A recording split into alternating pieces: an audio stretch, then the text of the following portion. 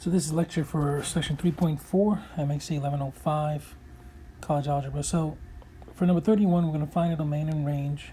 We're going to locate the intercepts, and we're going to find out whether it's continuous or not, and we're going to look at the graph. So I do have the graph here so you guys can see it. So the first thing is we're going to determine what is the domain. And so remember, the domain we had mentioned before is all the values of x that the function can possibly take. So right, so this goes all the way to infinity, this goes to negative infinity.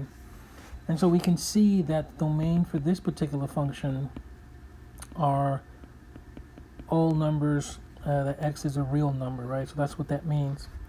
And then the next thing that we're going to look at is we're going to look at the range. So we can see here that the values for this are actually everything except one when the function is. So in other words, here what we have here is we have a hole, and there's a jump in this particular function. So it does have a hole, which makes it not be continuous.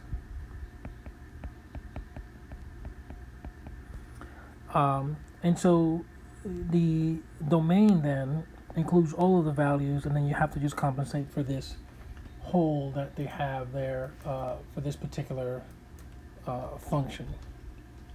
And so, of course, this is what you call a piecewise defined function, which you do have parameters. So you can see here that the function we use 2x if x is not equal to 0, and when x is equal to 0, we use 1. Now, the intercepts will just be 0, 1, because that's where the graph crosses the y. And so it's not the origin because it actually jumps, right? And it jumps at, when x is equal to 0, it actually jumps. So it doesn't technically cross the x-axis. And so that's why the intercept happens to be 0, 1. Now, if we look at for the range, if you will, again, we can see that there is a jump. So it's not continuous. And so therefore, we have to compensate for that particular jump in this function itself.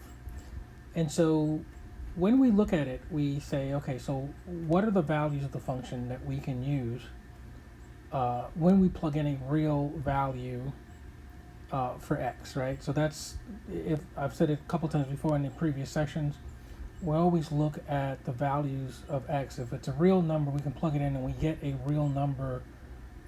As a result, then of course that would be the domain. I mean the range of it, if you will. So then the range for this particular value is for this particular function, it's all values as long as y does not equal 0, right? Because it's not defined for that particular value. So the only intercept is 0, 1. The domain is any real number. The range, if we're going to write it in interval notation, it just excludes 0. That's why we use the parentheses. Now looking at number 33, it says here that we're going to use negative 2x plus 3 if x is less than 0. We're going to use 3x minus 2 if x is greater than or equal to 1. So the first thing is, again, all of the x values that we can use, and you can see that for this particular one, x is going to be any real number.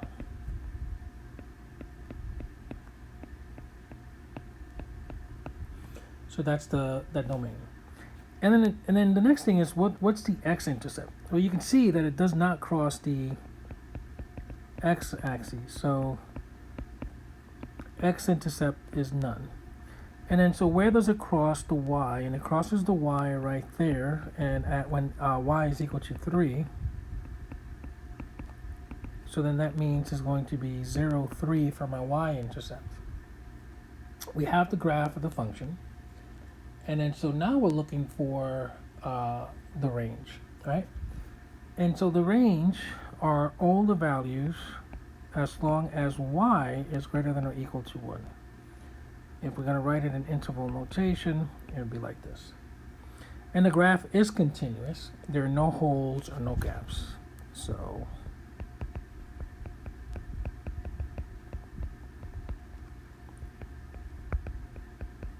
no holes, no gaps. And that's number 33.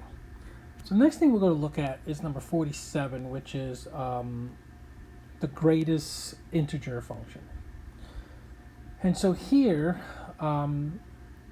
what we have here is that if f of x is equal to the integer, a function of x, there's another way of writing with the brackets. It's just the greatest integer that's less than or equal to x. And so for number 47, we're going to find f of 1.2, f of 1.6, and also f of negative 1.8.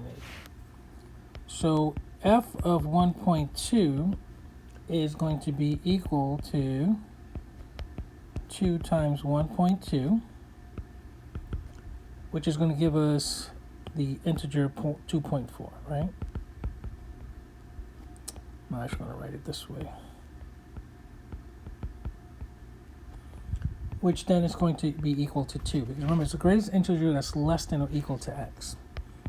So next one, 1.6. 2 times 1.6. That's going to give us 3.2. And this is going to be 3. F of negative 1.8. 2 times negative 1.8, which is going to be, in this case, going to be negative 3.6, and that's going to be negative 4. So that's how you do number 47. Now, looking at number 48, is the greatest integer function, x over 2. So f of 1.2, you can see that that gives us 0.6, which is equal to 0. F of 1.6 gives us 0.8 again. It's equal to 0. And f of negative 1.8 will give us negative 0.9, which will be negative 1 for those two. And that's the end of session 3.4. Thank you.